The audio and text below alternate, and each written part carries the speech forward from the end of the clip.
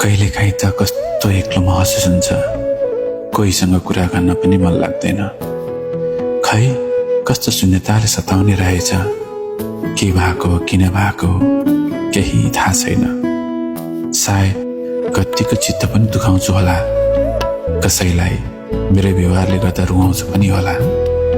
तर माफ गरिदिनु है, कुनै बेला म आफै होइन जस्तो लाग्छ। साथीहरू छन् तर कुरा केही गर्न मन लाग्दैन। दुखी पनि छैन मन, रोएको पनि छैन आँखा, तै पनि शून्य शून्य भएको छ मन। उमेलो हो या कसैप्रतिको लगावले हो त्यो पनि थाहा छैन, तर कहिलेकाहीँ एक्लो महसुस हुन्छ अनि एक्लै शून्यतामा हराइदिउँ झैँ लाग्छ।